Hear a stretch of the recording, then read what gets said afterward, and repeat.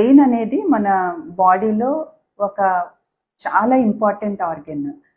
అది మన బాడీలో ఉండే ప్రతి భాగాన్ని కంట్రోల్ చేస్తుంది. మన ఎంటైర్ బాడీ వెయిట్లో బ్రెయిన్ తాలూకా వెయిట్ 2% మాత్రమే. అంత చిన్న భాగము బాడీలో ఉండే ఆక్సిజన్లో 20% ఎక్స్ట్రాక్ట్ చేసుకుంటుంది. అంటే బ్రెయిన్కి ఉండే ఆక్సిజన్ డిమాండ్ అంత ఎక్కువ ఉంటుంది. అలాంటి బ్రెయిన్కి ఆక్సిజన్ సరఫరా నిరంతరాయంగా జరగాలి అంటే బ్లడ్ సర్క్యులేషన్లో ఎలాంటి బ్లాక్స్ ఉండకూడదు. ఒకవేళ ఆ బ్లడ్ సర్క్యులేషన్లో ఏమాత్రం ఇంటరప్షన్ జరిగినా బ్రెయిన్ స్ట్రోక్ వస్తుంది.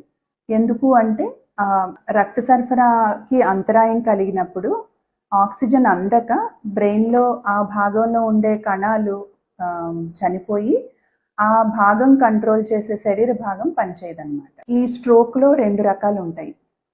ఒకటి హెమరేజిక్ స్ట్రోక్. ఇది ఎందుకు వస్తుందంటే రక్తనాళం చిట్లిపోయి బ్రెయిన్లో బ్లీడ్ అవటం వల్ల వస్తుంది. స్ట్రోక్లో 15% ఈ కోవకు చెందుతాయి. ఇంకో స్ట్రోక్ ఇష్కెమిక్ స్ట్రోక్. ఇది most common type of stroke. 85% strokes ఈ కోవకు చెందుతాయి.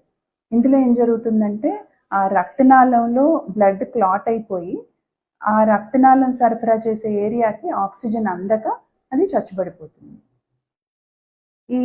ఈ 2 రకాల స్ట్రోక్లో కూడా ఏ భాగం అయితే డ్యామేజ్ అయిందో ఆ భాగాన్ని బట్టి ఆ మనిషికి లక్షణాలు ఏర్పడతాయి.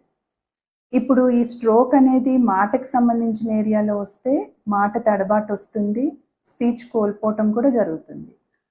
అదే స్ట్రోక్ మజిల్స్ని కంట్రోల్ చేసే భాగంలో వస్తే పెరాలసిస్ వస్తుంది. అదే స్ట్రోక్ చూపుకు సంబంధించిన ఏరియాలో వస్తే చూపు కోల్పోవడం జరుగుతుంది.